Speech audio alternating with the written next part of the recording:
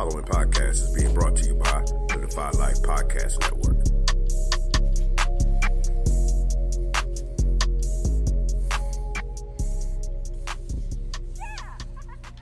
This week on the Defy Life Podcast, we'll get into white people still wearing blackface, discuss the state of the Houston Rockets and the Washington Wizards, talk NFL Week 9, answer some listener questions, and as always, wrap things up with some trivia and our parting shots. All of that and more. Let's get to it.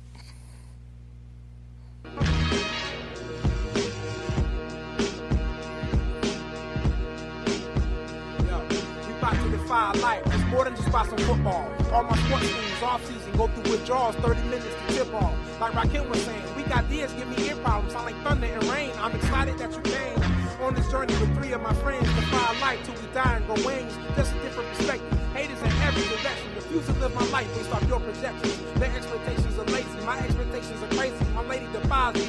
Goofy, Brown, Brady, Jordan, LeBron, Aaron, Bonds, Mayweather, Ali Foreman. You get the picture, greatest ever born. I attack without warning. This is not around the horn. The other shows whack, a lot of yawning. You really want to be the best, got to pay the price. We make winning look easy. Welcome to Defy Life. Defy Life. Welcome back to the Defy Life Podcast, powered by the Defy Life Podcast Network. You can listen to us anywhere your favorite podcasts are available. As always, we encourage you to follow, subscribe, like, and drop us a comment whenever you listen. We encourage you to follow us on all social media at Go Defy Life. You can become a patron of Defy Life and get further involved with the movement at patreon.com/Go Defy Life. The Defy Life Podcast is sponsored by our friends at Bud Bottles, home of the Bud Bottle and the Bud Freshener. Please visit budbottles.com for your odor eliminating needs. This is episode 82 of the Defy Life Podcast. I'm your host, J.R. Glymph. Joined for old time's sake, just one-on-one. It's me and you, Thomas Stevens. How's it going today, sir? It's going very, very well. I guess we're here for the John Taylor episode. How are you? You took the words right out of my mouth, man. I was going to say this is the John Taylor version of the Defy Life show. So, yeah, man. Yeah. What other 82s can we think of? Antoine Randall. I think of that. Randall. What about the kid from... Didn't Dallas have an 82? Can't recall. Who was it? 82. I know they're 82 now. It's with Terrence Williams. He don't matter. Jason Witten? Jason, no. Jason Witten, 88, isn't it? No. Dez was 88. Yeah. Jason I was don't 82. know. Yeah. What about Harper? What was Harper? Was it Harper 82 or 81? 81. 81. Okay. Yeah. So... Oh, John Stallworth. Man, what am I thinking? Oh, yeah, Stallworth. Yeah, oh, wow, we bugging. Yeah, we definitely bugging. Yeah. Well, so we might have to do that. Whenever we get some fucking co-hosts that want to show up for a show, we will talk about the... we'll discuss the... Is that Gerald Hedrick's laugh that I'm sensing? That's your boy? I know that laugh anyway. How's it going today, Gerald? Yo, I'm trying to think of any more 82s, but I can't really concentrate because I'm watching these election results, and I'm really disappointed in certain states, and I just can't understand. I just can't understand. So I might have an Uncle Quilly moment myself. This might be my show for Uncle Quilly moments. Everybody got a little bit of Uncle Quilly in them. Yeah, it is 2 for Tuesdays, but I'm pissed. Your boy is pissed. I'm hot right now. I'm liking what I'm seeing in the house, but I am really disappointed in certain states. I really, I'm just watching these results and I'm flabbergasted. Which states in particular are you disappointed with? Florida, my number one state right now. I'm disappointed in is Florida. I'm still watching Georgia. I'm checking it out, but man, we left some big time opportunities on the table, And I just can't believe that some people will pick hate over love, man. If you listen to the show, you already know how we feel. I just can't understand. I really can't understand how some people actually pick hate over love. They're fans, man. I'm telling you, they are fans. Wow. Well, on a brighter note, my Dukies are running the Kentucky Wildcats off the court. True. Yo, I'm a heel, man. That's almost as bad as Florida. Oh, I meant for me. I'm sorry. Fuck you and your feelings, sir. In fact, we enemies. We enemies all week. We are enemies. I thought about that this morning, man. You and I are enemies all week. No wonder we haven't gotten along all week. We enemies all week. We are enemies all week. And I was hoping you'd be here so we can talk about that. So yeah, it's good though to have every host on this week's show be a representative of a first place team. Okay. I feel that. Yeah, and you may feel the same way. I don't know, but like. The Panthers are one of those organizations that it's impossible for me to hate. For one, it's home, and two, we only play y'all at once every 4 years, and I respect y'all as an organization. So it's hard for me being in North Carolina and not being a Panthers fan. Right. It's hard for me to generate hate for all the people at work. I'm just like, well, hopefully it's a good game, but we could generate some hate around here. But yeah, we all in first place, man. Thomas Stevens' Bears are currently in first place. In short, I see the Bears. In short, what I'm saying is, Alvin Glymph, Keon Small, Yusuf English, stay y'all losing asses away from us. We ain't got time to deal. My boy Pooh, what's goody, yo? Man, what they do, young fella? What they do? Yo, it's AU homecoming week. It's the Bears, the Panthers, it's a lot of stuff going on, man. It's a lot of stuff going on. Yeah. Yo, I'm excited to be here. It's 2 for Tuesdays, man. I haven't talked to either one of y'all really all week. Really in the last week. But so I'm just excited to be here, man. I didn't want to hijack. I really am. The listeners, I'm all the way beside myself about this election. Yo, if you didn't vote, I don't even know what to say right now. I don't even know what to say. Yeah. Well,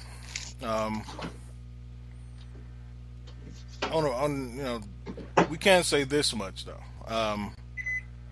Regardless of what happens in the world of sports, politics, whatever, Defy Life continues to just kick ass, right?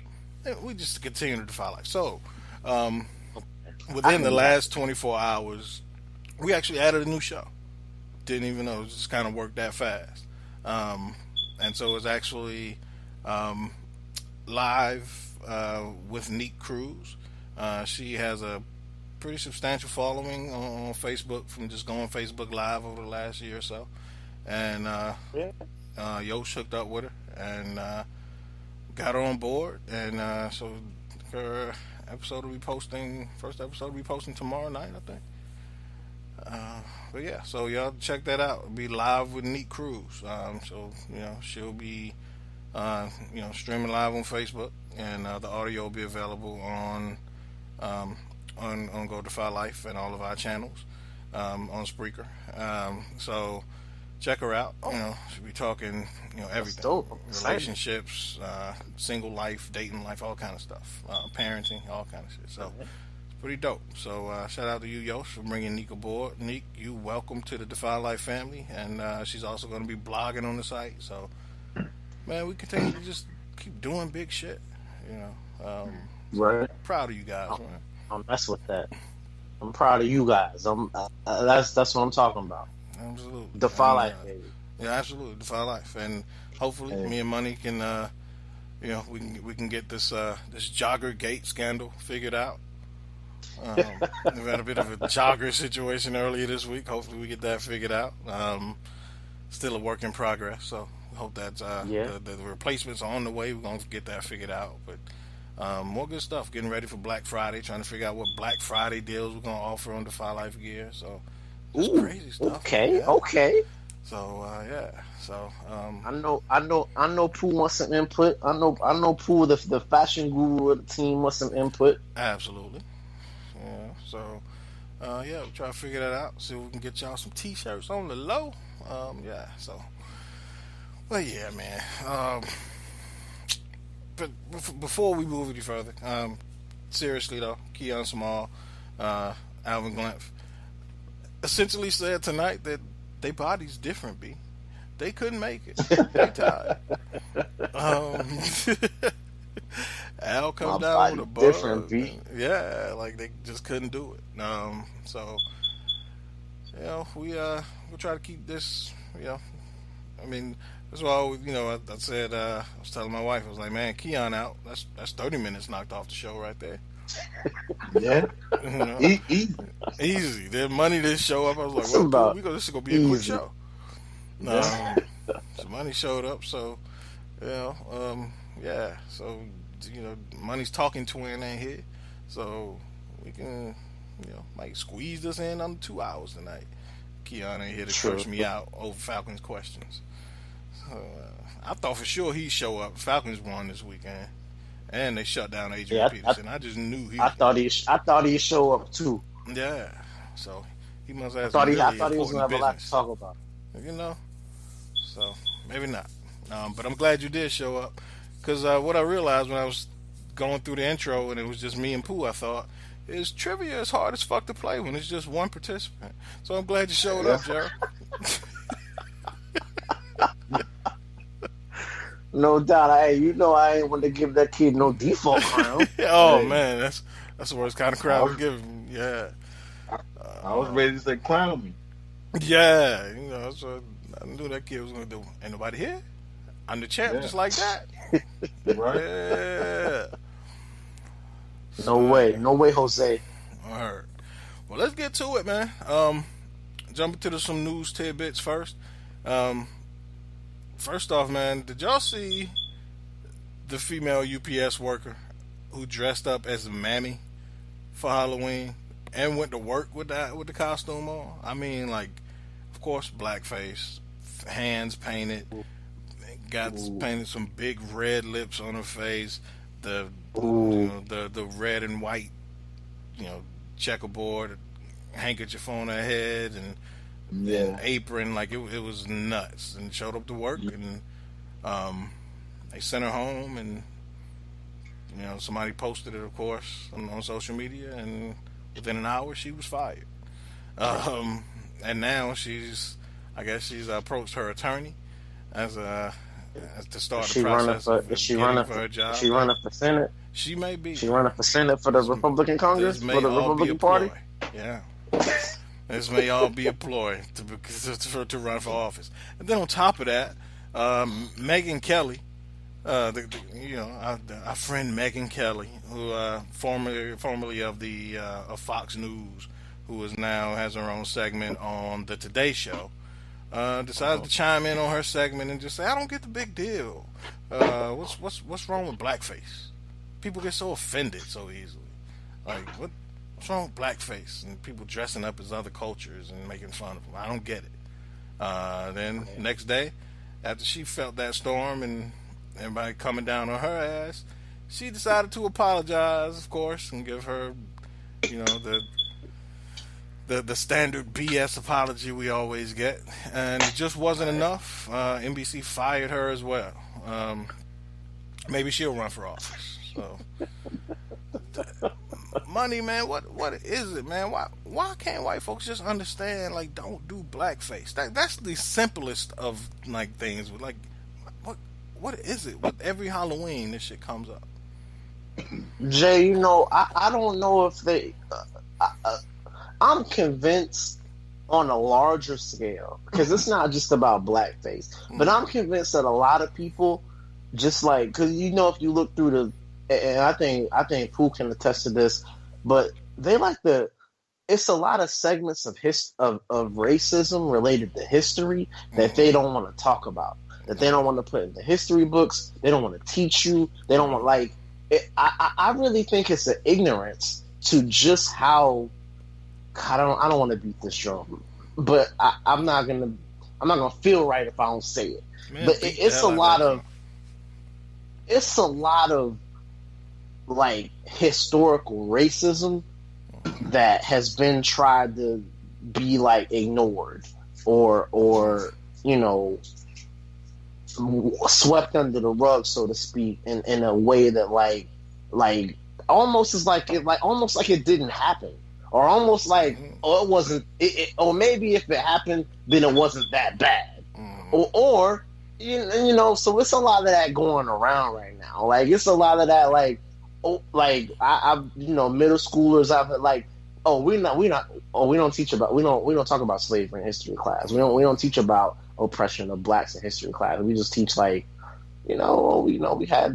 had workers like it's a lot of that type of stuff going around right now, and this stuff is passing in state legislators. It's passing the House at the state level. It's passing the Senate. The governors are signing it, and this is what's happening on education boards across the country. And so I don't want to say on like a sweeping scale, but on a very large scale. So some of that is like ignorance, and some of that is willful ignorance, but some of that is like ignorance on purpose. Like it's like somebody made the decision that we're not going to educate people about our dirty laundry. Like all of our laundry is clean, all of our shit smells amazing, and we ain't gonna talk about the shit that we got wrong. And that's what I think some of that is. Not in the defense of that of people that just don't know, but some of that is like this is a willful and a strategic, purposeful tactic of this is something that we're gonna try to mute out of the history books, out of our history lessons, out of our history as a whole. Yeah, and I said I say the same statement I said when we were talking about paying college athletes. It's a whole lot of smart people who act stupid when this subject comes up, right? Right. And so I'm done with explaining simple shit to smart people, a lot of whom I grew up with and know they're very smart. I sat in calculus class with these people. I know they're very intelligent people. And so I'm not going to let you talk me in circles and me into thinking that you're not smart. So,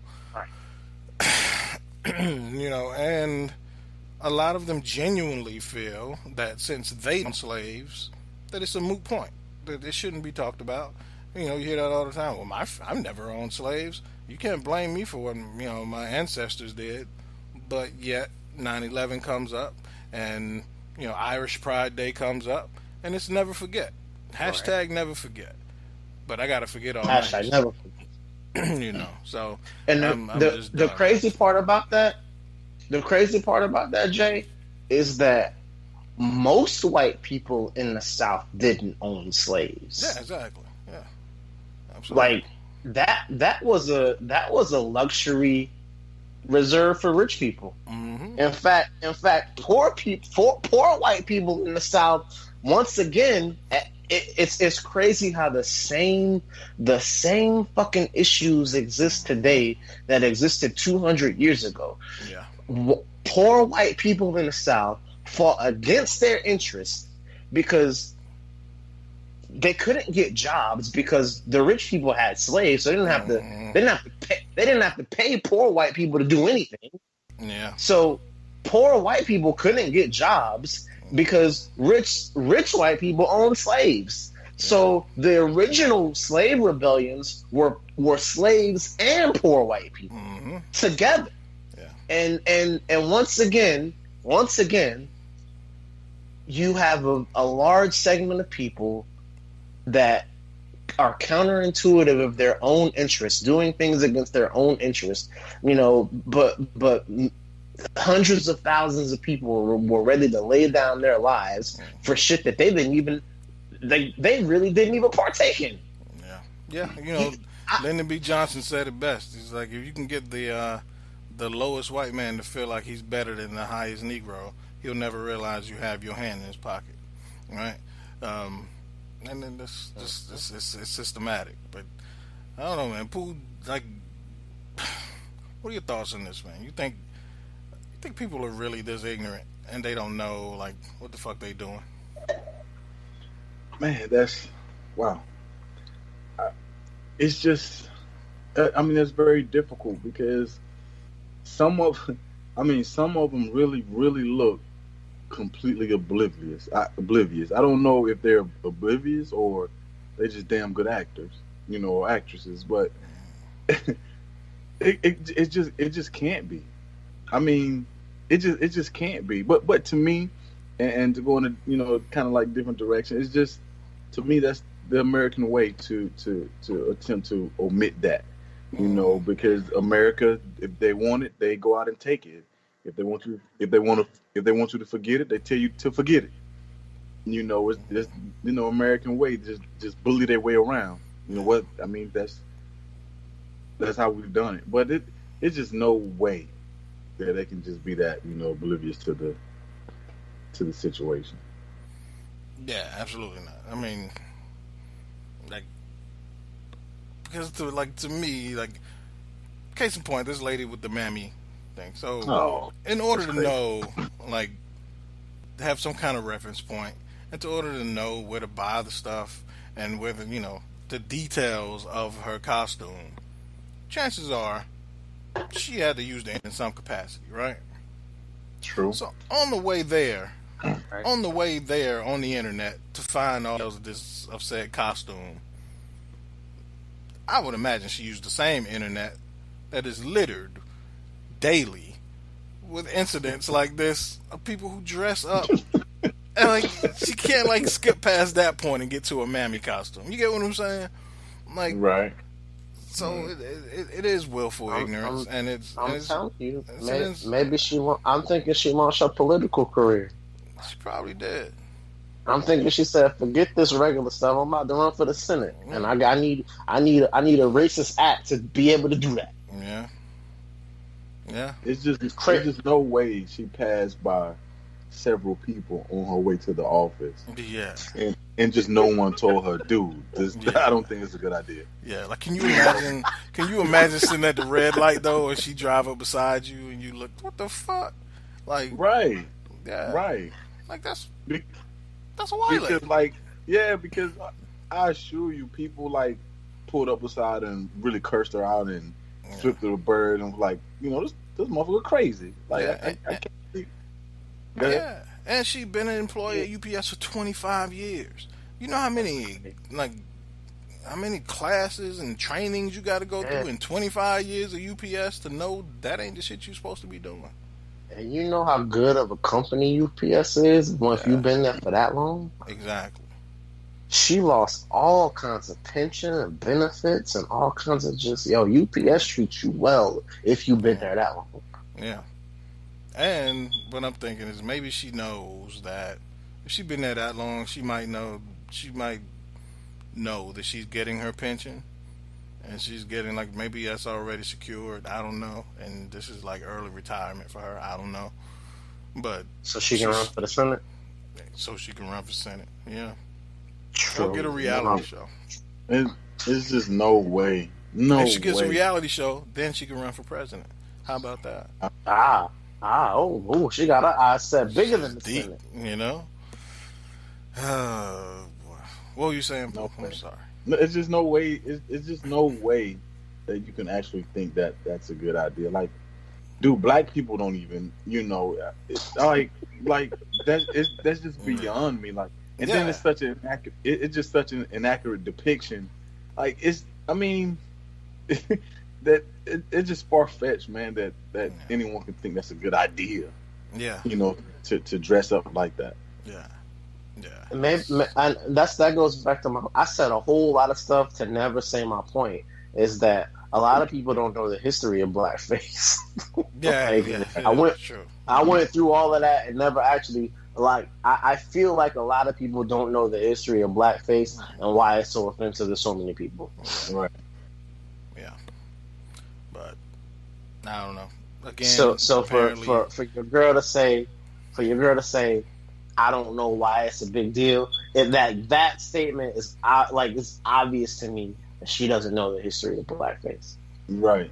In both lanes, and how it was originally, how it originated, and then how like once it kind of became the thing that you didn't want to do, how still like you wanted to whitewash certain characters with white characters instead of black characters. Like it was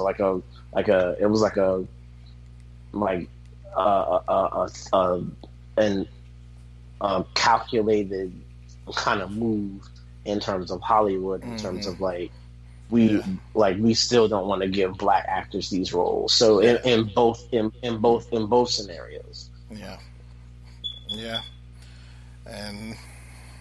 But you know, it's again, they ain't stupid. They know. Yeah. You know. And I can't believe she ain't catch them hands. Like, hey, but I guess them, you know, they didn't want to get fired either. So I get it. You know? Right. Yeah. But dude, that's wow. Yeah. So I don't know.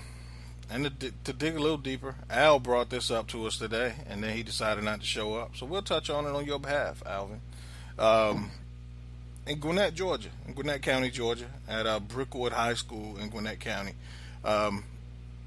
the marching band at halftime performance of football game at the high school.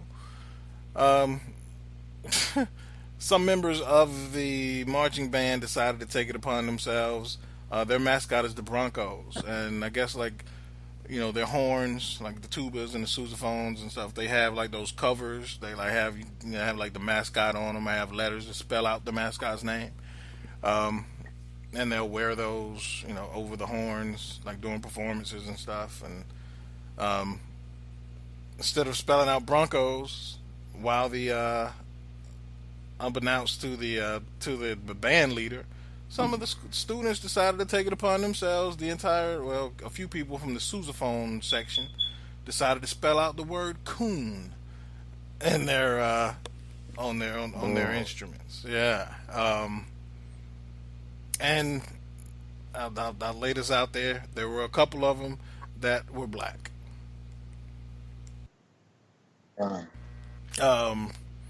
Obviously, they saw it as a big joke. Yeah, but then again, you know, maybe the black kids were targeting some kid who they feel is not black enough. They call him a coon. I don't know. Because that word has a couple different meanings. Yeah, that word has one meaning in the white community and has a different meaning in the black community. Exactly. Right. So, right. And so maybe they got together and launched their Voltron hate powers and put them all together and decided to just call everybody coons. I don't know. We're just going to offend everybody. So, I don't know, man. Again, I'm sure those kids are smarter than that. You know, Brookwood High School is a really good high school. So I can't imagine that those kids are that stupid that they didn't know that nobody would catch on, nobody would see it, nobody would say anything. Like, to put that much effort into something that you know is going to catch back. Like, that's what I don't get. That's stuff I want to tell my kids. My kids are 11 and 9. I want to tell my kids not to do, like, stupid shit like that. Like, you put all that effort to do something stupid where you're going to lose your job or you're going to get expelled from school. Like, why? For a laugh? I don't get it. Dude, in this climate, I don't get it either. I don't say that I'm shocked because people are stupid as hell. But yeah, I say that all the time. Like, a person is smart, people are stupid. So you get a group of people together, and somebody has one really stupid idea. There's a lot of fools that'll follow along, like, yeah, that'll be great, let's do it. Let's do that shit. Yeah, exactly. Let's do that shit. Yeah, son, let's do it. Like, why? Yo, that shit sounds amazing. Exactly. We're gonna crack up. We're gonna kill it with this one. Yeah, man. Yo. Yeah, man. I don't know. Oh, it's boy. It's that pep rally mentality, man. You get somebody yelling some shit into a mic, and you can get 10,000 people to be like, "Yo, yeah." Yeah. But I don't know. It's funny, man. Sometimes you just see white people,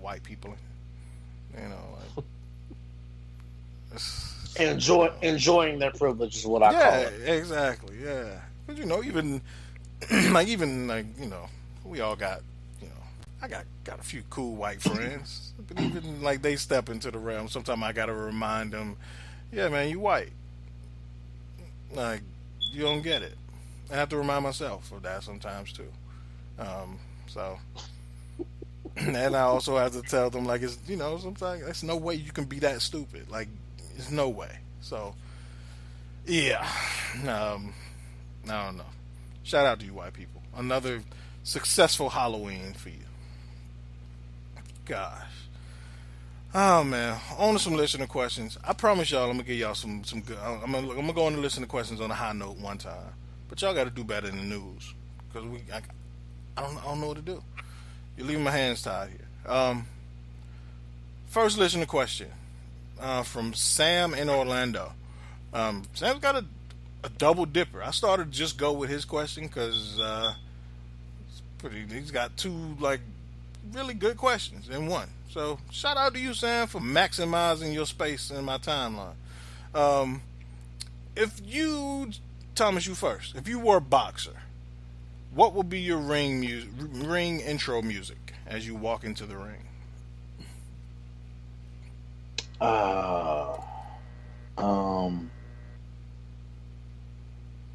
My intro music to the ring. I think I know it, but go ahead. I don't. Man, that's tough. The first thing that pops into my head is Mama Said Knock You Out, LL, but I can't go with LL, I gotta go with pop. Mm-hmm. I gotta go with some pop.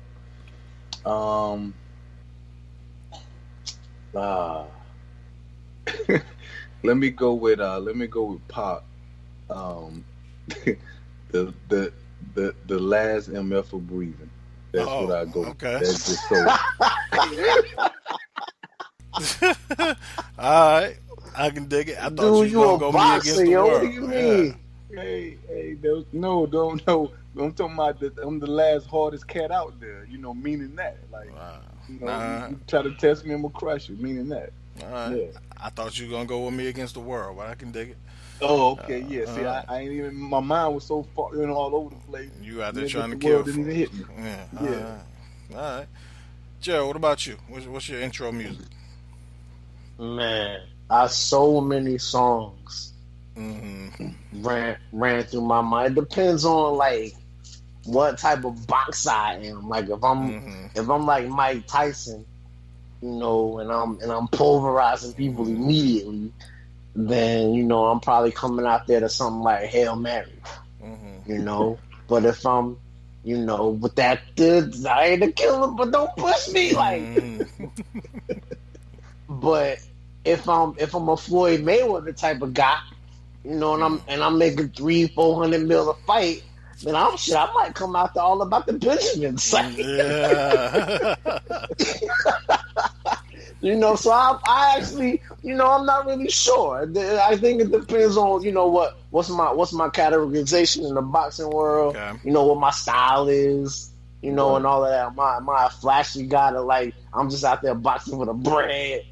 Am I 45-0 and all of that?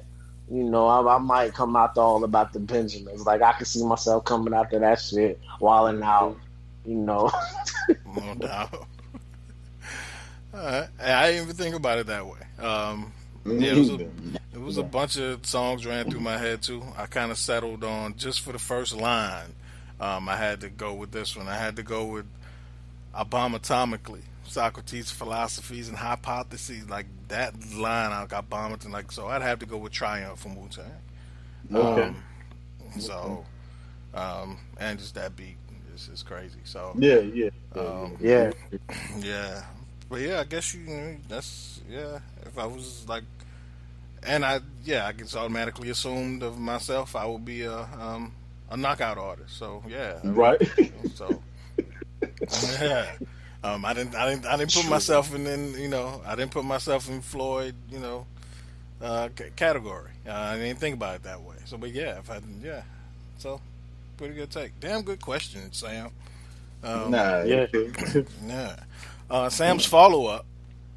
He wants to know what our favorite boxing movie of all time is. So, Jared, what's your favorite boxing movie of all time? Man. And I'm glad Keon in here because he'd probably tell us the Deontay Wilder life story, which ain't even exists. I'm glad, yeah. So, yeah, go ahead, man. $1 Million Baby. Good one. I thought that shit was so dope. And this a lot of them is up there. I mean, up there. But man, $1 Million Baby, man. Man, I thought that shit was so ill. Yeah. I cried. Yeah, I'm gonna go with $1 Million Baby. Like, that was a good one. I was like, whoa, what the fuck? I'm gonna watch every single one of this dude's movies from it was like crazy. Like, I was like, wow, this is amazing. This is amazing. Yeah. And it took you out of that like dudes, but like it just broke all the rules about boxing and it was just a great movie. I couldn't find a flaw in it. Great story, great production. Like, it was just a really great movie. $1 Million Baby for me. Yeah, it was good. Acting was good. Cast was good. Yeah, everything was good about it. All right, Pooh, what about you, man? What's your favorite boxing movie? Man, I'm gonna rock with Adrian telling my boy, you can't win. I'm gonna go with Rocky 4, man. Okay. Go with Rocky. Another good one. Yeah. I mean, of course, the Rocky movies are always gonna jump out. I would not only knock on all the Rocky movies, and everybody knows this, is the boxing itself is horrible. It's the boxing scenes, but yeah, the Rocky 4 definitely tops my list amongst those. I'm gonna go outside the box a little bit because it ain't necessarily a boxing movie, but it's a fighting movie. Warrior. So it's more an MMA movie. Am I saying Warrior? Somebody was just talking to me about. I need to watch that. Shit, it might have been me. Much as I watch it. It might have been you. I watched it the other night, probably for literally the 10th time. Storyline's great. Tom Hardy's my dude, so anything he's in, I always check out. Nick Nolte's in it. He's my dude. Anything he's in, I always check out. Really, really good movie. So yeah, I got to go with Warrior. But yeah, it's a lot of them. $1 Million Baby, Rocky 4, like y'all mentioned. Any of the Rockies. Creed is another one. It was really good to me. Hats off to Creed. Yeah, and excited for Creed too. Yeah. It's crazy how they just like rebuilt that franchise, and now it's got legs again, and like they can make another 8 movies on Creed now. Like, it's crazy. Right. But yeah, damn good question, Sam. Sam from Orlando, really good one. Next question from Damien in Augusta, Georgia. Yeah, he must have been writing this to me, but I'm gonna ask y'all. When Le'Veon Bell comes back, how should the Steelers use him? Damien, I'm taking it you're a Steelers fan, or you just like to fuck with me, and you just wanted to put this question in there. So, Pooh, you first. When Le'Veon comes back, and for everyone out there who's not aware, Le'Veon has 7 days now to return in order to receive credit for this season. Otherwise, it's just like this year was just a moot point, and he basically plays this year. Same thing that happened this year can happen again next year, basically. So he's got to be back by next Tuesday. Pooh, what you think? How should they use him? And of course, we all know the kind of season James Conner is having. So with all that said, how should they use Le'Veon? I think they should ease him in.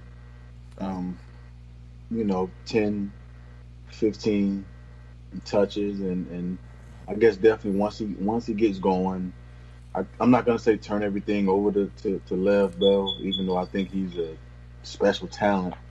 But James is very, very serviceable. So I pretty much they can split it.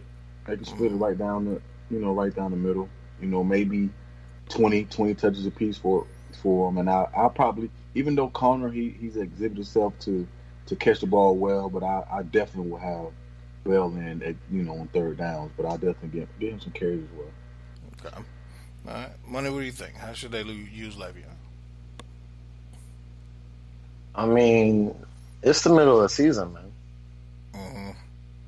Is he going to be in football shape? Is he going to be, that's a lot of time. That's a lot of practice. That's a lot of being in physical condition to play the game of football at a high level.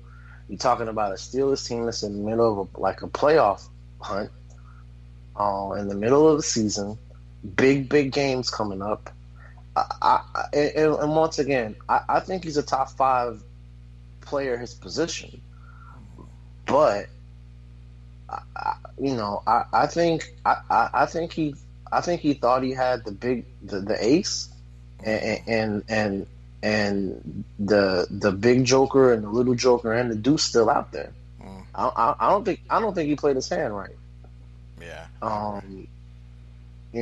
think he should have come back a long time ago, and I just can't fathom this. Obviously it's not about the money.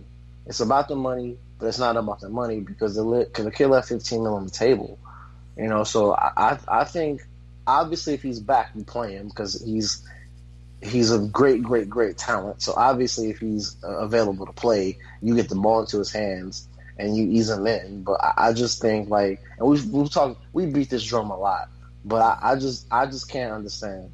I thought he would have been back, and maybe he's playing for free agency of some sort. Maybe he's trying to save his body for that next big deal he thinks he's going to get, and maybe he's going to make fools out of us all.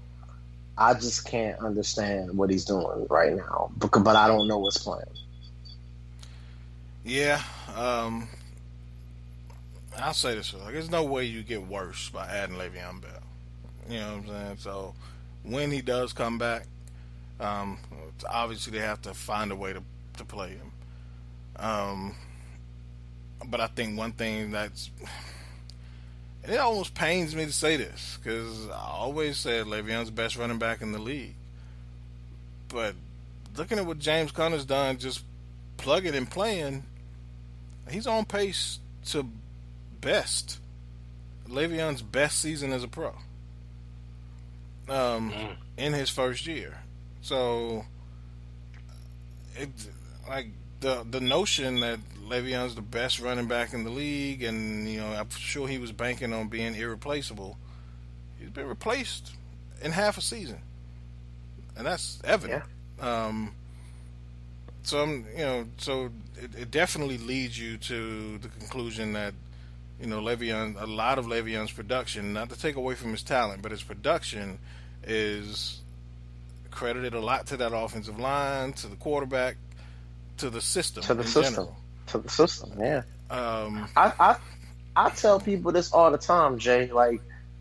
Professional people, you never want to make your organization so when you're in negotiations with your organization professionally, you might be that dude. You might be that one, but you never want to make your organization feel like you irreplaceable. You so your organization knows that you're an asset. Otherwise, you wouldn't be in an organization at all. Yeah. So your organization knows you're an asset. So when you approach them, when it's time to negotiate your contract, there's give and there's take. Mm-hmm. You gotta be able to say, hey, these are the things I'm looking for. These are the things I do well, and these are the things that I'm willing to negotiate on. You can't just be. I don't see organizations tell a lot of people, "Oh, you don't think we can replace you? Mm-hmm. Watch I smoke." Yep. Watch I smoke. Especially and I'm not just talking about sports. Yeah, I'm just talking about professional organizations in general. It happens every day in every boardroom and every company across the country every day. You cannot. I would advise any young person, any professional person, you cannot make your organization feel like you are irreplaceable, because at that point, you're making yourself bigger than your organization, and then they have to do what they do to you. Yeah, there's ways to get what you want out of your organization, but you've got to make them feel like you're all on the same page, you're all on the same team, and you all want the same thing, and along those lines, you can come to an agreement. But you can't make them feel like, oh yeah, you won't be shit without me, because they'll at that point they have to prove to you that that's not the case. Like because obviously our organization has been around before you, our organization are going to be around after you, and now we got to show you some shit. Yeah, absolutely. Like I remember, I had my first real job, right? And I was there for like 4 years, and I was gonna leave, and so I was really vital to my team. Everybody liked me, and it was time for me to leave. I felt like, man, they're gonna have trouble. And I'm moving on to a better job, more pay. So I'm feeling myself. I'm young, don't know any better. And I remember thinking, like, man, how they gonna replace me? All the stuff I do around here. I mean, literally, 2 weeks later, I called back, talked to this chick I used to work with. They already done filled my position. He doing this, and like, they ain't skipped a beat. Like, how the hell he miss me? And that's how it goes. And I think Le'Veon, I agree with you. He played his hand wrong because he was banking on Steelers needing him. I'm sure he was eating it up first 3 weeks of the season when he couldn't run the ball. He had a losing record. I'm sure he was eating it up. It was looking good for him. But since that time, things have come together, and essentially he's allowed the exact opposite of what he was trying to prove to be proven, is that everybody's replaceable. And he was trying to prove that I'm such a special talent, nobody can replace me. And he proved the exact opposite by allowing James Conner to get on the field. We never would have known how good James Conner was if Le'Veon would have just. And I say this all the time. I said this to Pooh before. We can't act like they was asking Le'Veon to pay for free. It's been half a season. This man has already given up more money than any running back in the league has made this year. So it ain't like they was asking him to pay for free. So he's proven himself wrong, and if he weren't so full of pride, he would have fired his agent by now. Right. But I say all that to say they're gonna find some way to play him, but they ain't benching James Conner. If they bench James Conner in favor of Le'Veon and give him line share of the work, they will lose that locker room. Because to a man, everybody in that locker room loves James Conner. And also what Le'Veon's done is he's shown the rest of the league that, of course, his purpose in this whole thing was to drive up the value and reestablish the value of the running back position. And it's done the exact opposite now, because now a dude in his second year who's making $400,000 a year is outperforming you. Is playing better than you've ever played. And so the rest of the league is looking at, and I get it. I definitely get it. I get that. I feel that. I get that. Mm-hmm. But the trend's been the way it's been for the last 5 or 6, 7 years for a reason. Yeah. On running backs. Yeah. And that's just a tough fight. It's a tough fight. Yeah. And so now the rest of the league's looking at it like, oh, we can find a dude and pay him $400,000, and he may not be as talented as you, but he can do everything you can do, and maybe do it better in some cases. Because as awesome as I think Le'Veon, I don't think he's Todd Gurley. No, absolutely not. No. Yeah, I said that Todd Gurley's first year in the league, I was like, Le'Veon will be the best running back for about another year or two. Because that dude's special.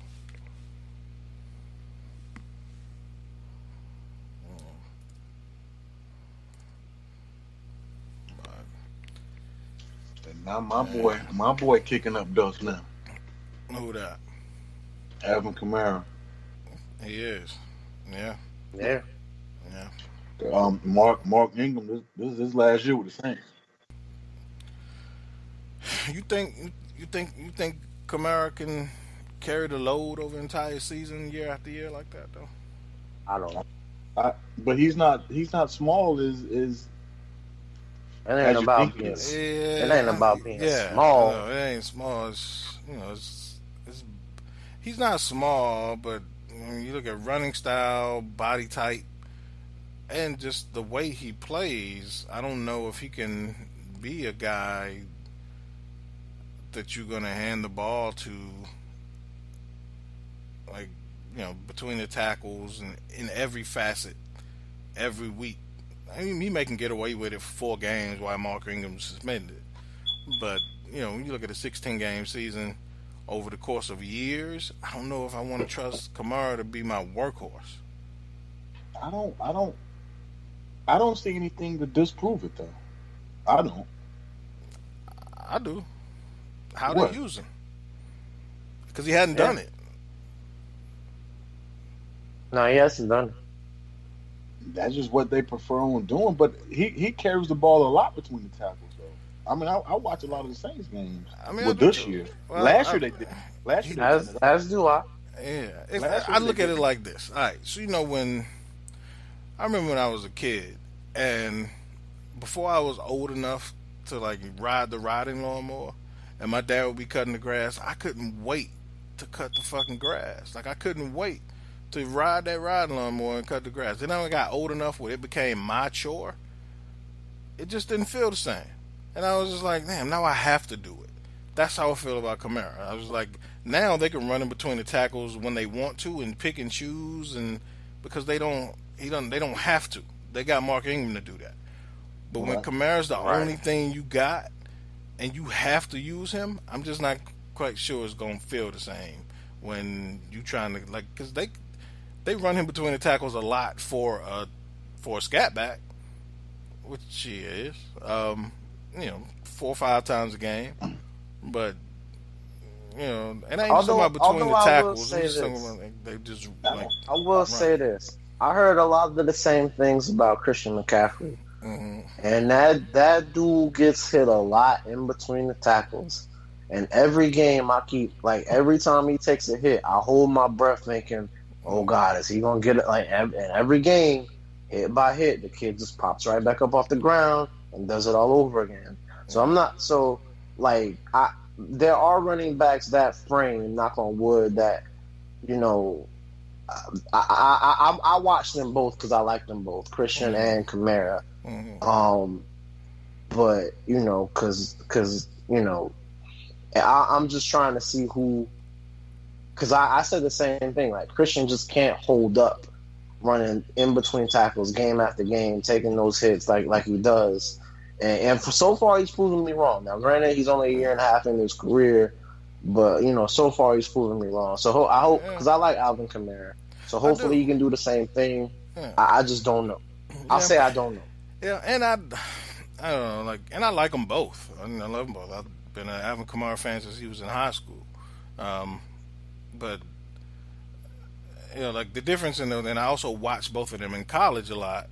And McCaffrey ran between the tackles a lot in college. He was a workhorse in college.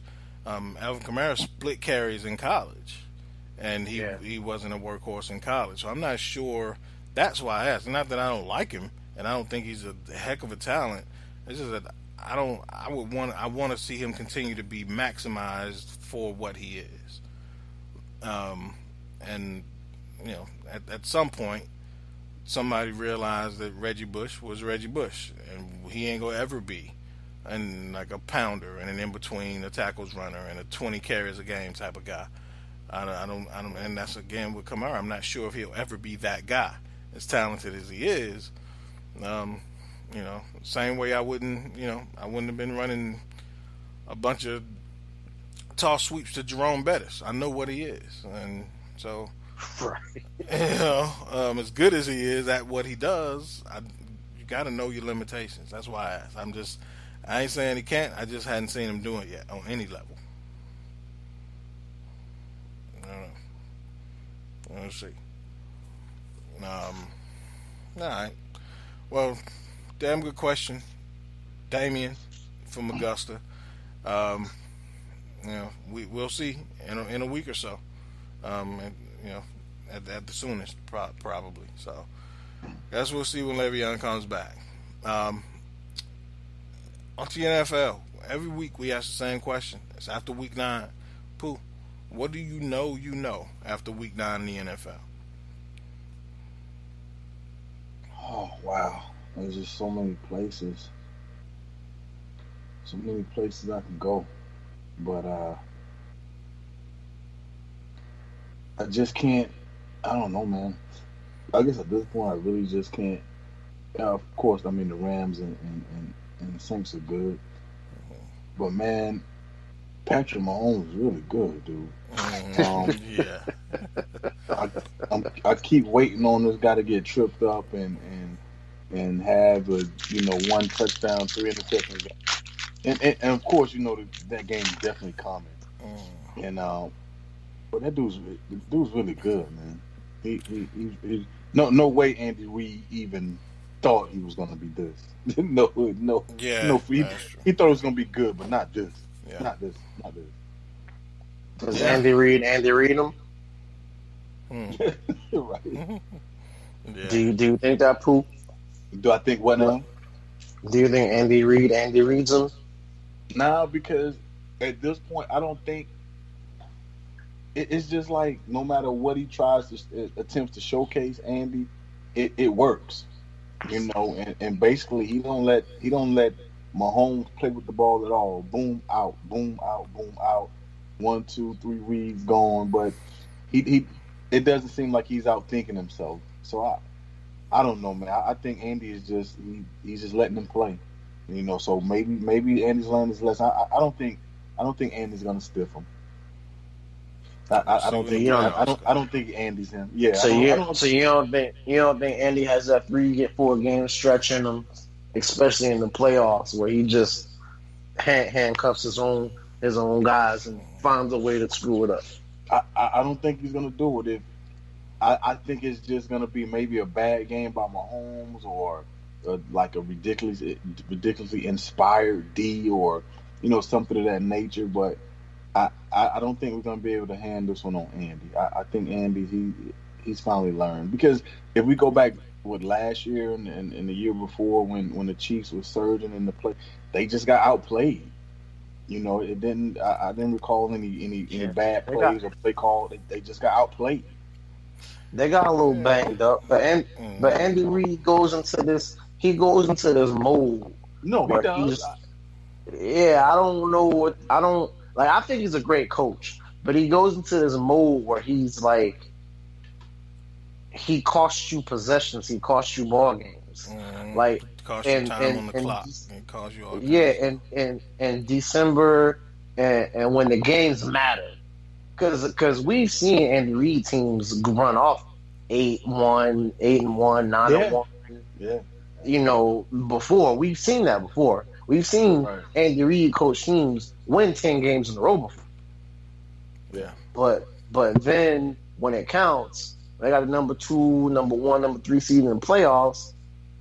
Andy Reid finds a way. I don't know if it's his players or whatever, but he finds a way to be Andy Reid, and then it costs him everything. Yeah. And go ahead.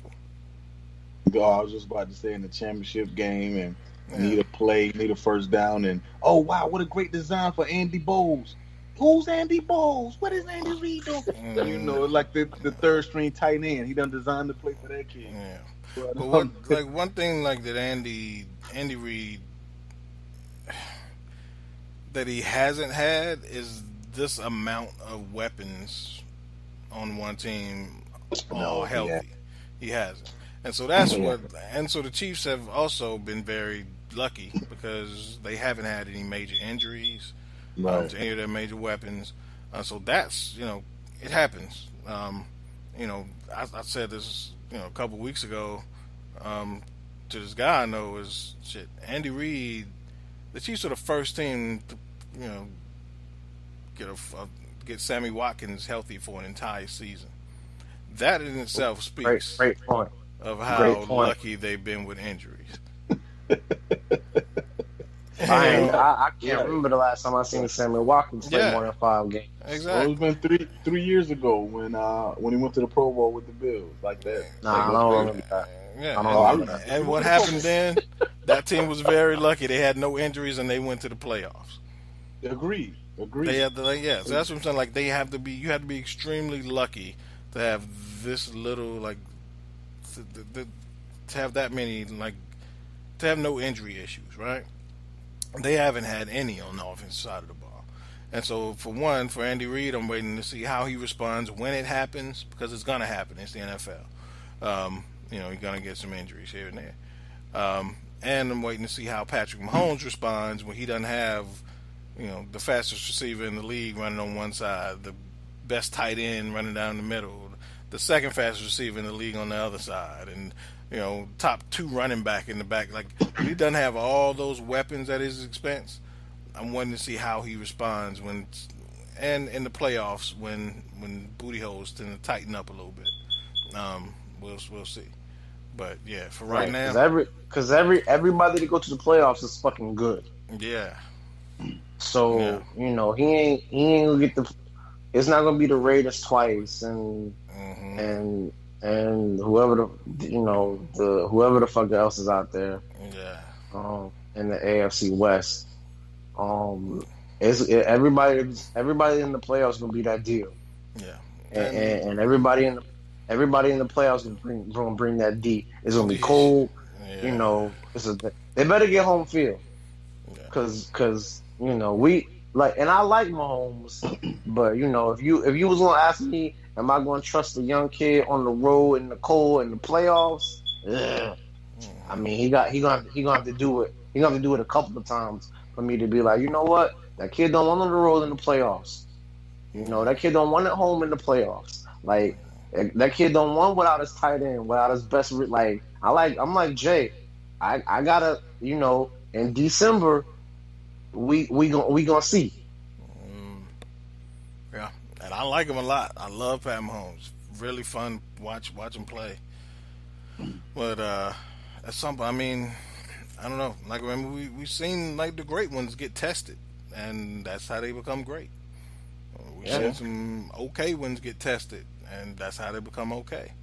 So, and we've also seen Andy Reid do the same shit with countless quarterbacks. We've seen him do it with Donovan McNabb, with Kevin Cobb, with Nick Foles. We've seen him go through these stretches where he looks unstoppable, and then as Money said, he ends up Andy Reid's in all of them. So we'll see. Right. So, but I agree with you, Pooh, on that statement though. Pat Mahomes is damn good. Yeah. The kid can play. Money, what do you know after week 9 in the NFL? I know, because I'm a homer. I'm a homer as fuck, listeners. So I know. The Panthers and the Steelers is going to be a great game. We're going to see what we're going to be able to do with 84. But I think it's going to be a great game. I like our D better than y'all's D. So I think we've hit our stride. And so, I think it's going to be a great game on Thursday night. That's what I know. I ain't gonna call no winners because everybody know who I think gonna win.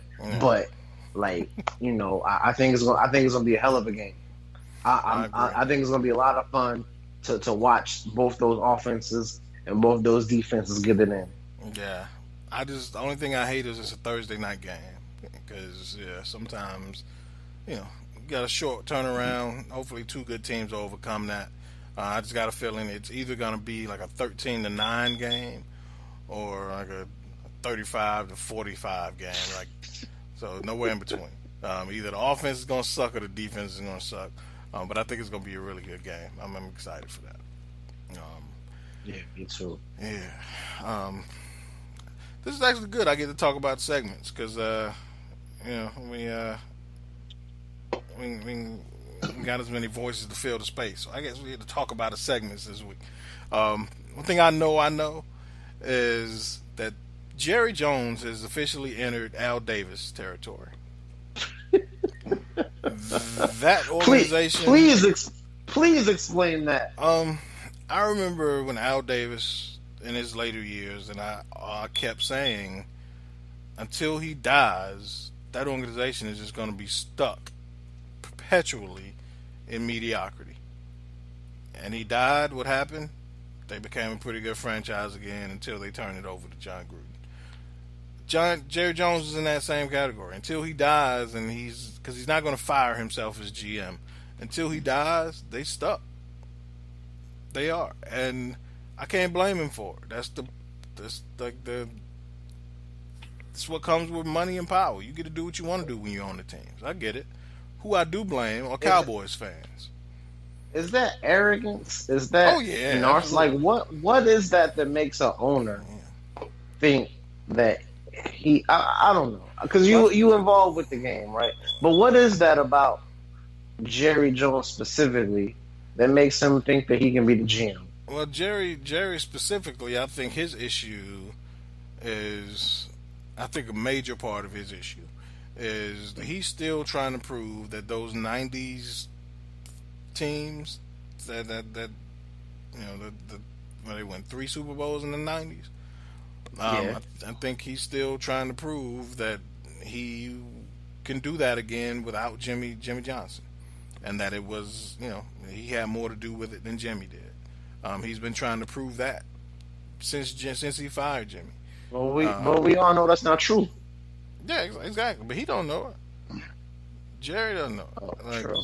So Jerry's still trying to prove to himself that that was me. That wasn't Jerry. That wasn't Jimmy.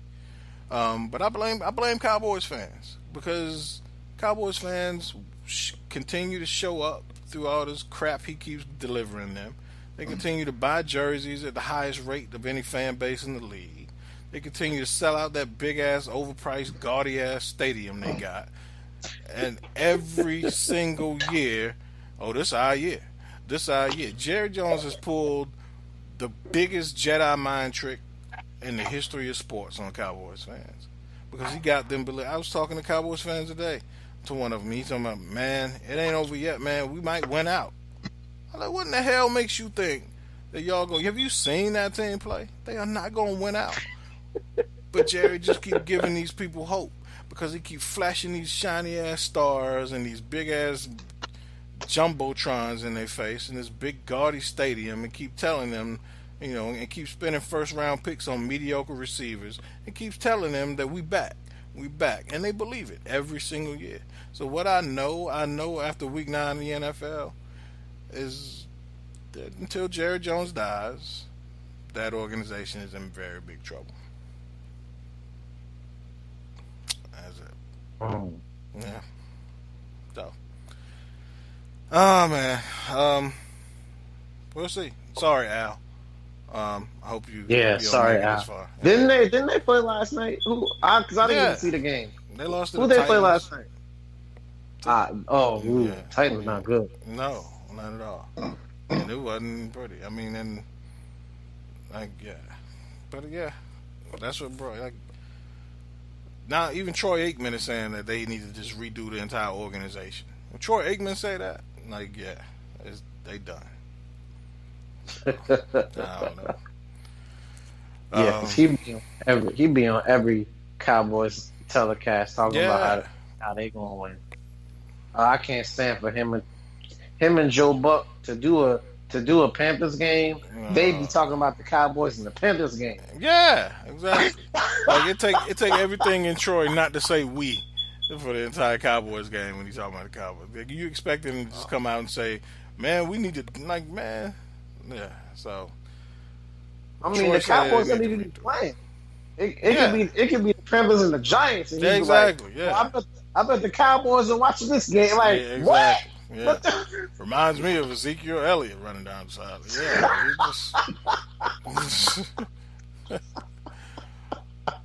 I feel you. Yeah, man. But yeah, again, sorry, Al. We got to do it every week, so that's just the one thing I know. Really quickly, man, NBA. A couple teams that have started off pretty rough, compared to how everybody expected them to start off. Last week we touched on the state of the Cavs, and y'all been telling me for the last 2 years that Kevin Love was a pillar of a franchise, and they ain't looking like it. So now I want to talk about the state of the Rockets. Houston Rockets. They started off 1-5. I think they've won 2 in a row now, so they're 3-5. Still ain't looking good. Defense is not there, even more so than now that Trevor Ariza's not there. Pooh, what's up with the Rockets, man? And you know what I'm gonna say? They got Melo and everything just went to shit. But what do you think? What do you think is the state of the Rockets right now? I mean, definitely. I think they didn't. I guess they didn't count on Ariza being a key cog on what they had going. Mm-hmm. But with that being said, I think the Rockets will be fine. It's still a very, very young season. Mm-hmm. I mean, it seems like they have chemistry issues right now. Yeah. Almost as if they didn't even have camp. Mm-hmm. So, but I think they'll be fine. They'll get it meshed together. But another thing, they're not as good as they thought they were. They're definitely a year older. And Melo's not a spring chicken. Paul is not a spring chicken. Of course, Capella and the Beard, they're young guys, but I don't think they're good as we thought they were as well. Yeah, but they're still solid though. They're still the Rockets. Okay. All right, Money, you agree? Man, I wish I had that thing on pardon the interruption or whatever. Take points away. Take points away from Poole and give points to me.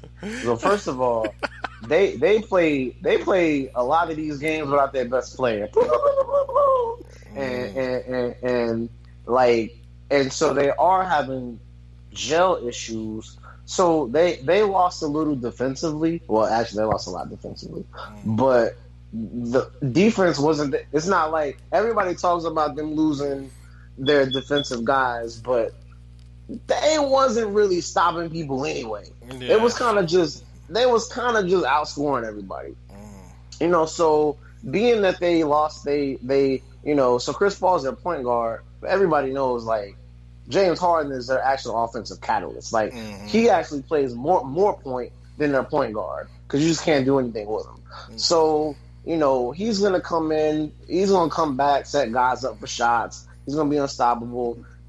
Everybody knows Capella's as good as he is at what he does. He's not a guy that's gonna garner you many points because you can't run offensive sets for him. Everything that he does off Harden's penetration.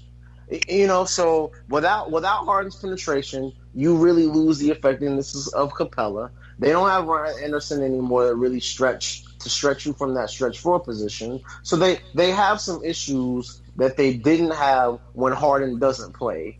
But when Harden gets kind of back in his groove and he's playing, they'll be fine. The Rockets are an amazing team. They're explosive offensively, and you're not going to be able to outscore them. That's just the bottom line. So where were could you explain the part where I was wrong? I mean, what you almost said what I said. No, you said a bunch of other stuff. I'm totally lost right now. You say you want to take points away from me, and I'm totally confused. Nah, I don't. I was so busy bashing what you said. I don't even remember what you said anymore because it was so wrong. Not at all. Not at all. Oh, we said the same thing. Nah, you was like you was like they a year older and they slow and all this and all that. I'm like, I'm not saying any of that stuff. I'm just saying they played a lot of these games without their best player, and when their best player returns and he's in the form, they're gonna be amazing. I said they're gonna be fine as well. Oh, but they true. are a year older. Chris Paul is a year older. What? Chris Paul can't do what he used to do. But Chris Paul is not like. Don't overhype the role that Chris Paul plays for this team because he's Chris Paul. Like he's not Chris Paul with the Clippers for them. He's just Chris Paul. James Harden is 2.5 times the player that Chris Paul is on this team. Yeah. So when he doesn't play, boom! All of a sudden you lose Eric Gordon. Eric Gordon's effectiveness off the bench. Boom! You lose you lose what's the other guy? Gerald Green. It's a lot of guys that have roles. Everything switches when Harden doesn't play, man. But when Harden plays, and Melo hasn't really found his role on this team because he hasn't really played with Harden yet. They're fine. But I said they're fine though. True. But you ain't say it the way I said it. I like the way I said it. I'm sure you do because you said it. I said you made it seem like this don't have nothing to do with Harden being out. I can't say I made it sound like that. I think that was the key part. I think you missed that. Harden missed 5-6 games. Nah, I can't. He was playing when I saw him play. True. But I guess it what it is. Both of us said they'll be fine. Both of us said. Yeah. Well, but they did. Glad y'all figured that out. They did play D last year. It was decent on D, and that was almost. That's the item that almost, but that's the issue. Well, that's the point I guess that almost propelled them over the Warriors was the way they played defense. So they were definitely a solid defensive team. So I disagree with you with that. Yeah, well, I think the difference is they could play defense. You know what I'm saying? Last year okay, I got you. Not that they always did, but when they had to, they could turn it on and play defense. Right. I don't think they don't have the guns to even do that at this point. Not right now. But they are missing some pieces, and again, older team as you mentioned. Those kind of teams, and they coming off a deep playoff run. Those kind of teams do tend to, kind of coast during the regular season and ramp it up towards playoff time. So we'll see. I think they'll be fine. Yeah, they'll be fine. Yeah. On the other hand. This team stinks like holy hell. The Washington Wizards, Gerald. Yeah. What's going on in Washington right now? Another team that will be fine. Okay. Like I said on another show, these guys have 2 borderline 3 All-Stars. They've been playing all season so far without their starting center. Now they got Dwight Howard. They lost their starting center in free agency and brought Dwight Howard. In fact, they let their starting center go so they could bring in Dwight Howard, but he hasn't been able to play. And in the East, with no LeBron, Dwight Howard is still a force to be reckoned with. He played for my team last year, so I know. He's a little bit of a issue in the locker room, but with a personalities as Otto Porter, John Wall, and Bradley Beal, I don't know that he'll be that same type of, issue in the locker room. And those guys will also I don't think they're gonna let his antics get to them kind of the way that he did here, where there's not as such strong personalities. Like Like, I think everybody knows John Wall's team. I'm a huge fan of Otto Porter. I mean, they got guys coming off the bench that can get the job done too.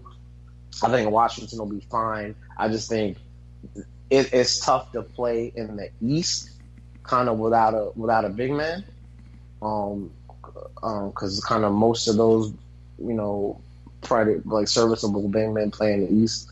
So I think it's harder on them to kind of play those games without Howard, and they had to bring a couple of guys back slowly.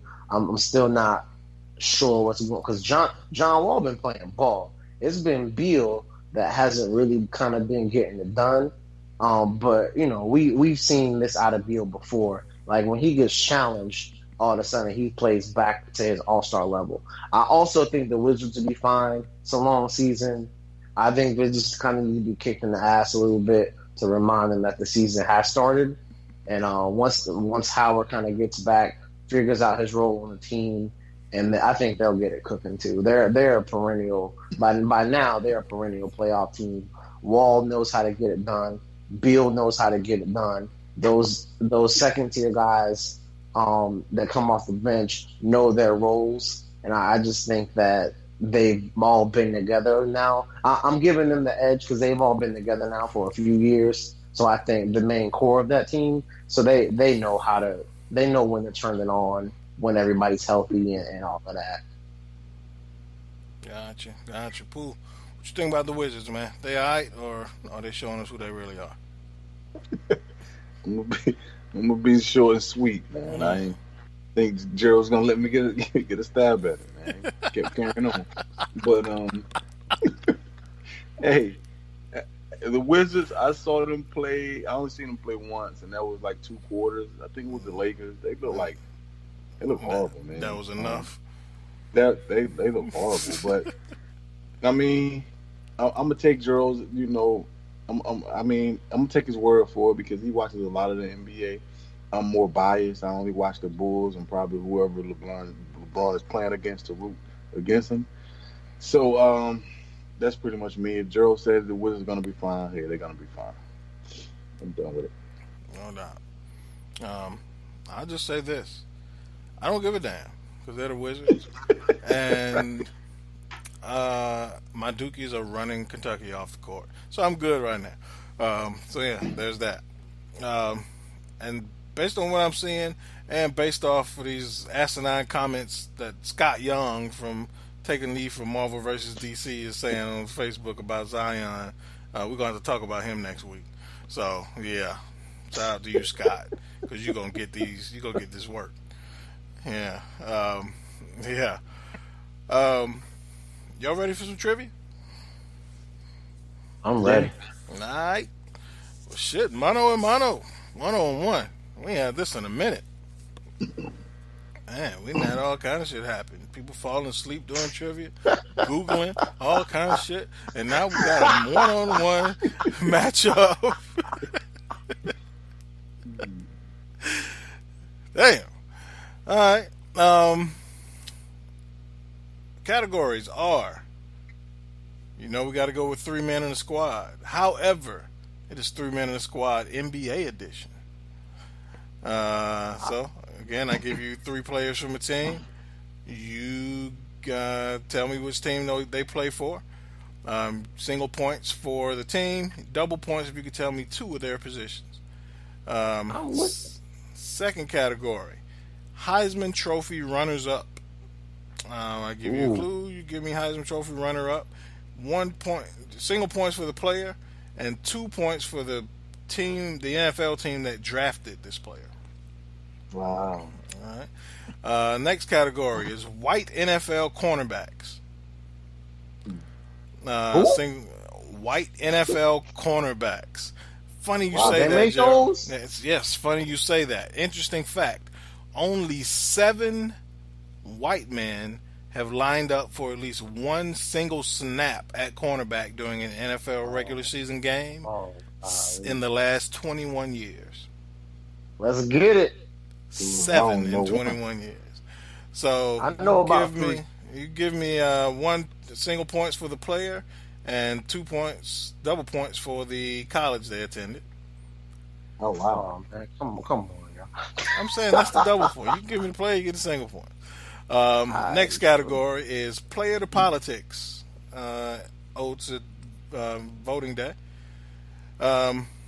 So players to politics. I give you I give you a hint about a player who started as, of course, an athlete and ended up as a politician, or has gone on to a career in politics. Single points for the player's name. Double points for any team he played for during his career. And last category is whose man's is this? Where I give you a hint. And I give you a hint about a celebrity hip-hop couple. And you give me the name of the man in the relationship. So whose man's is this? Alright. Who won last week? Thomas, you win? Nah, I lost to Al. I was second. Yeah, you was second last week. That's right. All right. Will you go first? You know where we're going, or do I need to repeat the categories? Let me go. Yeah, repeat the categories for me. All right. First category: 3 men in the squad, NBA edition. Second one is Heisman Trophy runners-up. Next category is white NFL cornerbacks. Next category is player to politics. And last category is whose man's is this? Let me try. I don't know anybody in the league now.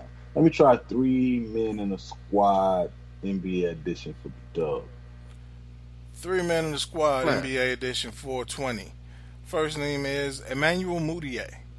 Second name is Courtney Lee. Third name is Mario Hezonja. Emmanuel Mudiay, Courtney Lee, and Mario Hezonja.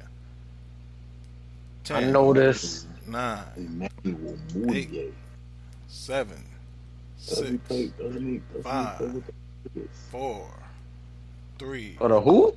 2. Let me go with New York Knicks. The New York Knicks is correct, sir. That is correct. So 20 points for you. Emmanuel Mudiay. I got to give a position, right? Of 2 of those players. Yes. All right. Emmanuel Mudiay played shooting guard, right? Point nah, guard. You wrong. Yeah, it's a point guard. The point guard. Yeah. Who next? Well, I still get the other 2. Get to guess the other 2, right? Yeah, guess. No, once you guess one wrong, you're done. But that kid a combo guard, right? I can't get that. That's cool. Nah, that can't no combo guard. That point guard. He can't shoot at all. Let's go. But you got 20 points for you. Yeah, you got 20. Gerald, where we going? Let me get 3 men in the squad for the 30. All right, 3 men in the squad for 30. First name is Alfonso McKinney. Second name is Marcus Derrickson. Third name is Jacob Evans. So we got Alfonso McKinney, Marcus Derrickson, and Jacob Evans. Man, I don't know any of these guys. Let's go to Memphis Grizzlies, though. Memphis Grizzlies is incorrect. These are the only 3 players nobody knows on the Golden State Warriors, sir. Wow. Yeah. Yeah, I've never heard of those guys. Exactly. At all. I looked at their roster. I didn't even know they was on the active roster. Yeah, there were exactly 3 guys who I didn't know, and that was them. So, it was either them or the fucking Memphis Grizzlies. True. I tend to know every NBA roster, except for the Memphis Grizzlies. Yeah, true. Yeah, Memphis Grizzlies. I'm still like, Zebo still there? Nobody knows. That's where players go to disappear. Yeah, I know. Nah, that can't Sacramento. Yeah. All right. Pooh, where we going? Let me get 3 men in the squad for the dime. 3 men in the squad for 10. First name is Will Barton. Second name is Isaiah Thomas. Third name is Mason Plumlee. So we got Will Barton, Isaiah Thomas, and Mason Plumlee. You're giving these layups, yo. That's the 10-pointer. It's supposed to be a layup. First, my question's too hard. Now I'm giving layups. I don't get what y'all want from me. I don't know who play. I don't know who play in the NBA. Let me go with the 7, 6. Let me go with the Five. Bar. Don't you want to go with the Denver Nuggets? 3. Let me go with the Denver Nuggets. Denver Nuggets is correct, sir. Yeah, I can't play for the Nuggets. Yes. Will Barton, he's a small forward, right? Will Barton, Will Barton's a shooting guard. Yes, sir. Man, I should have went Mason Plumlee center, Isaiah Thomas point guard. You should have. Yeah, why you with the hard round? You testing yourself. Because that kid put a 2 and a 3. Nah, man, let's go. You wrong. What's next? Nah, man, I'm right, man. That kid played a 2 and a 3. When I look at their official roster, he's listed as a guard. So, true. I get a point. Don't take that up with me. Take that up with the NBA. Gerald, where we going? Man, what's out here? 3-man in the squad is closed. So we have everything in Heisman Trophy runners up. Oh, give me white corners. Give me white corners. I can't believe that kid beat me in the field that I know everything about off 2 lucky questions. Let's go. Wow. All right, white corners, 10, 20, or 30? 20. All right. White NFL cornerbacks for 20. This guy snagged 4 interceptions for the St. Louis Rams in 2005. He then left in free agency and recorded a 1,000-yard receiving season for the Detroit Lions in 2006. Who is this white NFL cornerback? Should I repeat the question or good? 2006 10, Detroit wide receiver. 9, 8, 7, 6, 5. 4, Shit, I have no idea. 3. No idea. Who is that? Mike Furry. Mike Furry came into the league as a receiver with the Cleveland Browns, and injuries happened, and they threw him in at cornerback, and then he left and went to the Rams. They had injuries, threw him in at cornerback. He got 4 interceptions, and then he left in free agency, and the Lions put him back at receiver, and he had a 1,000-yard season. Wow. Nah, no clue. All right. No clue. Yeah, it's only 7 of them. Yeah. Well, in the last 21 years. Now you know what? I'm gonna go ahead and touch that run, that dime, that layup. Let me get white cornerbacks in America for 10. White cornerbacks in the NFL for 10. From 1994 to 2002, he picked off 19 passes, becoming one of the staples on the New York Giants defense. Yeah. Jason C. Horn. Jason C. Horn is correct, sir. Just chipping away at him with these 10-pointers.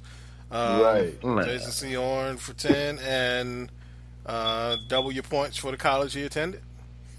Jay, everything in me wants to say Penn State, but I'm going to say USC Trojan. USC Trojans is correct, sir. Yeah. 20 points for Thomas. All right. Gerald, where we going? Let me go white corners for the 30. White corners for the 30. Man. I'll even admit this is hard, but it's only 7 of them. This is not that hard. It could be not. Brian Davis started opposite. Hold up, I'll start over.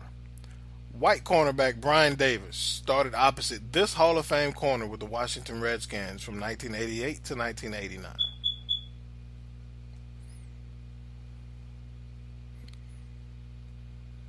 Should I reread it? Repeat the question. All right. Yeah, what? That just sounds tricky.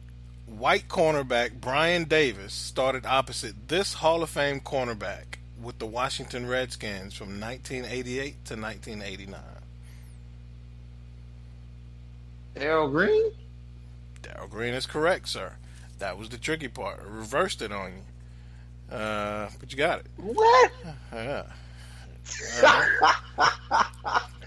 Yeah, I was like, wait, what? That shit don't true. All right. Do you know where Brian Davis went to college? Brian. Now I gotta know where Brian Davis went to college. Mm-hmm. Man, where do white people go to college? Colorado. Oh, close. Nebraska. Thanks. Man, I can't believe he had to answer Darryl Green though. Out of Darryl Green though. I mean, how many Hall of Fame corners do the Redskins have from 1988? Exactly. Darryl Green, that was a layup. That should have been a 10-pointer. No way, Jose. Jason Seymour was a layup. That was. Like, you had your opportunity to pick the 30, but you chose the 10. Which is true. Yeah. Let's go. So, sometimes layups lie where we don't expect them to. That's true. All right. White NFL cornerbacks is closed. I guess it's safe to say that we won't touch that category ever again because they just don't exist past 3. So, yeah. Pooh, where we going? Let's go. Heisman runner-ups for the dub. All right. Heisman Trophy runners-up for 20. This University of Florida quarterback finished second to Eric Crouch in 2001. His NFL team also finished second to Peyton Manning in Super Bowl 41. What's that kid name? 10, 9, 8, 7, 6, 5, 4. I know this. 3. Yeah, I know it too. 2, What's his name? 1, 0. Palmer. No, it ain't Palmer. It's like Dilfer or something. Some kind of fur, isn't it? You gonna kick yourself for this one. What's his name? Rex Grossman, sir. Oh, yeah. Rex? Grossman. Wow. Yeah. I don't know. Rex Grossman. All right. I was thinking, what's the other Danny kid Werfel. name? Short. Danny Werfel. They drafted by the Saints, right? That's what I'm thinking about. Yeah. Oh, okay. All right, Gerald, where we going? What was that one? That was Heisman runner-up for 20? Mm-hmm. Let me get the 10. Heisman Trophy runners-up for 10. This Southern Cal quarterback finished second to Barry Sanders in the 1988 Heisman race. While he had a mediocre NFL career, he is likely best known for marrying actress Holly Robinson. Wow.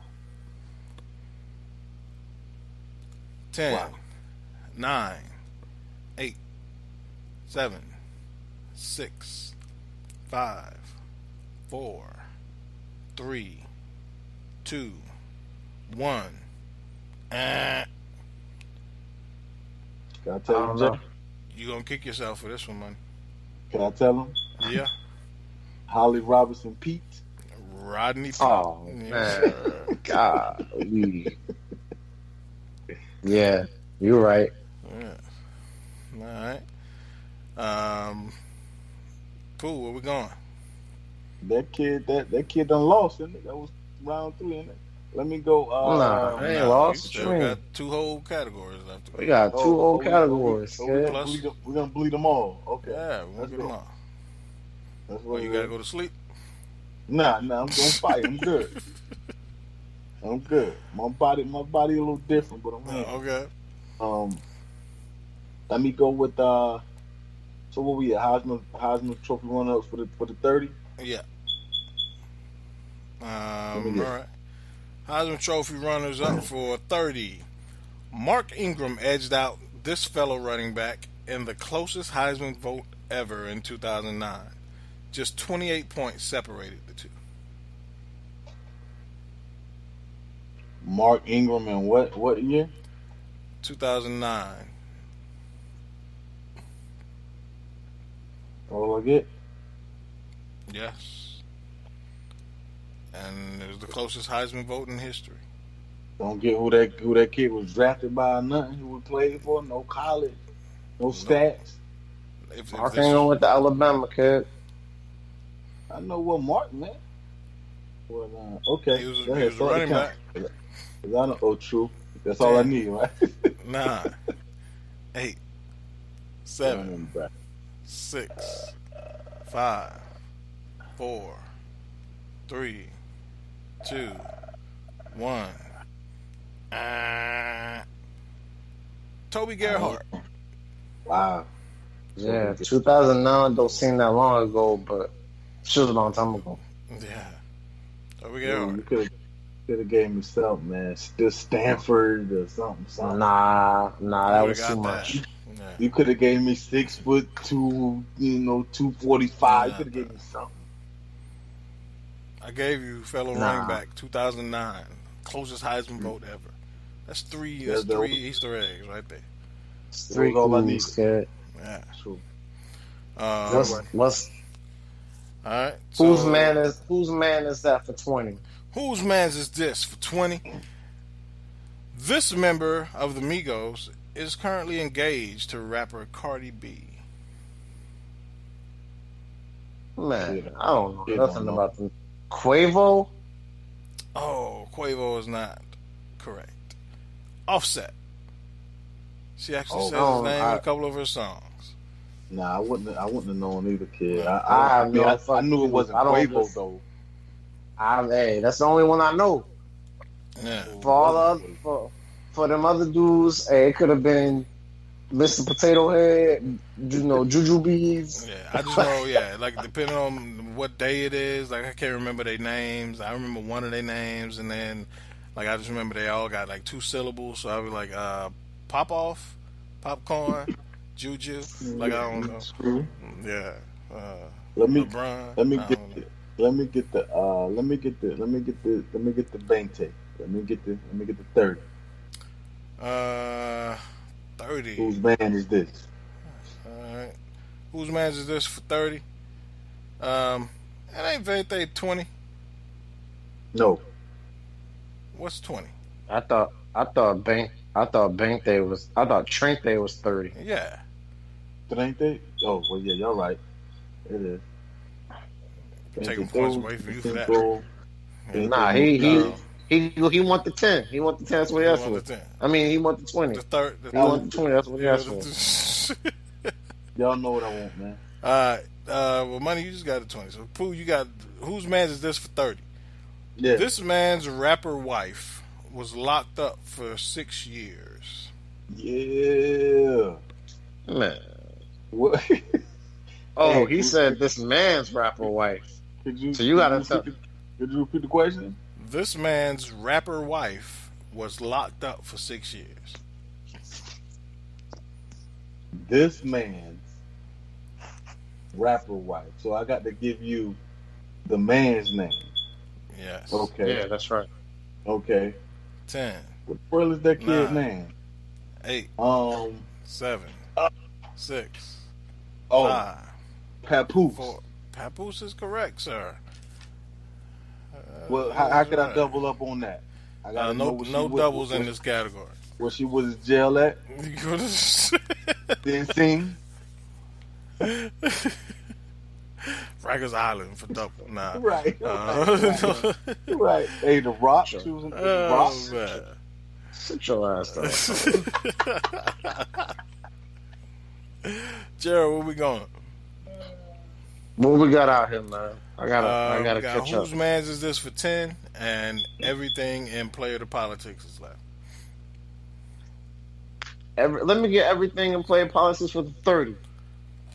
All right. Player to Politics for 30. This former wide receiver great served in Oklahoma's House of Representatives from 1994 to 2002. Yeah. Where that count at? Oklahoma House of Representatives 2004 2000. I have no fucking idea. 6, 5. 4. Shit, Josh Heupel. I don't know. Josh Heupel is not good. Josh Heupel, no.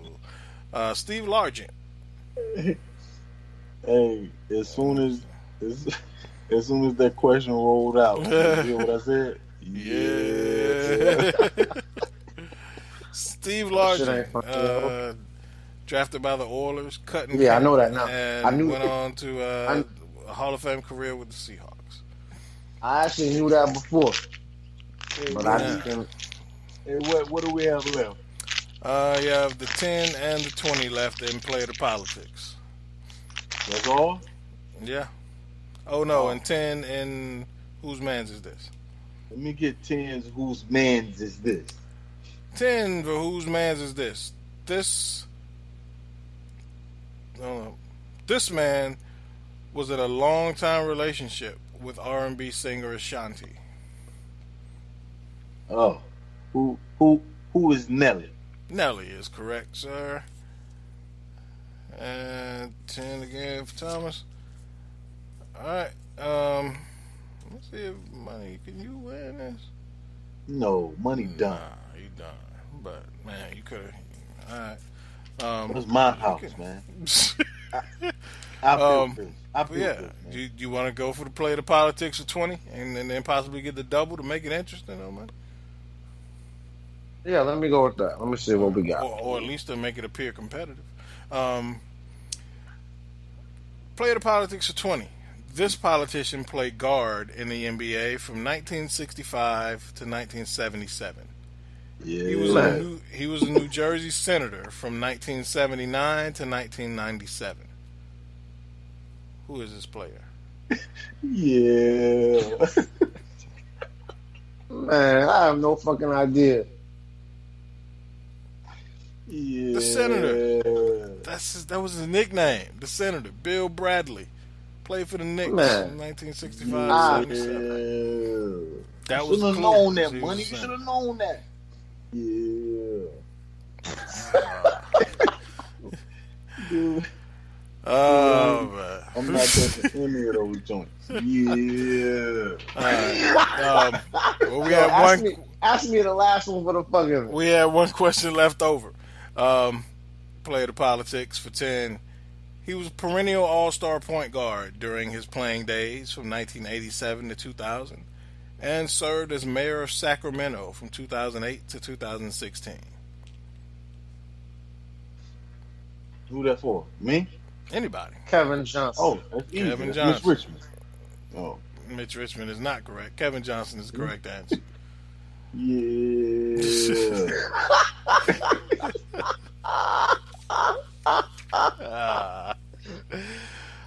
Congratulations, Thomas Stevens, taking the vacant throne away since Alvin Glymph's body is different, B. He couldn't show up to defend his crown.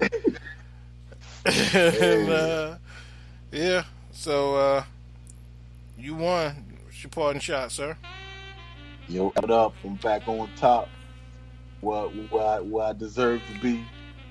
You know, Money. It was hard fought. But when me and you face off, when you and I face off, it always happens. I come up victorious. So you've become used to it. So yo Yoshi, what up? You want some of this? Come and get this. You know, so I'm wilding right now. But I'm wilding right now. I'm on one. But you know, I pretty much thought we had a chance on painting our state blue, because we've been red for a long time, probably from existence. But go out and vote, make your vote count for the next time we vote. That's all I have. Please. No doubt. All right. Gerald, what you got for me? I've calmed down a little bit since the show started. As I see, we've taking control of the house. Yeah. I really didn't think we win the Senate. I kind of had the Senate projected to be 52, but I just see they just won their 53rd. So I'm not just because the states that were up usually kind of vote Republican anyway. So I'm not too, I'm still kind of disappointed just because, it's crazy that so many people resonate with that message. I'm not saying that these guys think any type of way or whatever, but that's a message that turns me off. I don't care how, what people are saying when you get out there and you start trying to pit one people against the other. That's just not something I'm down for. So it's crazy to me that so many people like ignore that for other things. But whatever. Continue to get out there and this isn't a setback. We won the Senate. I'm sorry, we won the House. And we just got to continue to get out there and fight and let people know that this isn't the country that we want. This isn't the country that we stand for. It's not the country we represent, and this country doesn't represent the majority of people out here. So we're gonna keep fighting. We're gonna keep doing our thing. We're gonna keep defying life, man. And if you're not defying life, if you're not messing with Defy Life, what is your life about? No doubt. Yeah, I'm with you on that, man. Keon, Al, y'all got anything? No? Oh, okay. Yeah, man. Really quick, man. We got some really exciting stuff coming up here on the Defy Life Network. So, everybody that's really digs the trivia, we always have a good time with it. We are having a Defy Life Trivia Battleground, folks, which is going to be extremely fun. We got so many people, that are participating that are already talking trash. So in Defy Life Trivia Battlegrounds, we will have one representative from each podcast on the network, as well as one of our listeners chiming in. Shout out to Jason, who's one of our loyal listeners. He will be our representative of our listeners. So every category, every podcast will have a representative. So from the Defy Life Podcast will be Alvin. From Fantasy Beast, Gerald will be representing Fantasy Beast. Thomas will be representing Speak the Truth. Ozzy will be representing Take a Knee for Marvel vs. DC. Who else we got? We got Alvin Benjamin representing PSA. Yusuf English representing the Staley and English Show. Kim representing Anything, Everything, and Nothing. Got Miggs from Movies with Miggs stepping in. And Be Easy from the DJ Blaze radio show. So definitely dope, man. We are excited about this, and Be Easy already said on their show yesterday that he's very excited to participate, and he's gonna win it. So, shots fired. Yeah, so we'll be recording that within the next week or so, and figure out who the real boss of this trivia shit. I heard Pooh Crip walking down the street yesterday. I started this trivia shit. And this the mother thanks I get. So right. Man. So shout out to all y'all, man. So looks like we'll probably record that show next Thursday night. So it'll be just tournament format. So 5 for the first episode, 5 for the next episode, and I think the top 2 from each show move on to the championship round. So, good stuff. Yeah, that's all we got, man. Again, this has been the John Stallworth / John Taylor / Antoine Randall / Jason Witten episode of the Defy Life Podcast, episode 82.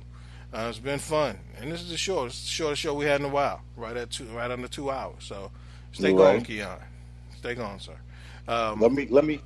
Can I hit something real quick? Yeah, absolutely. I just saw they released the top 4 for the college playoffs. Oh yeah. Dude, and they have Notre Dame at 3 for crying out loud, man. And Georgia at 5. Man, Notre Dame. Oh, and the Saints look like they're about to ink theirs. So.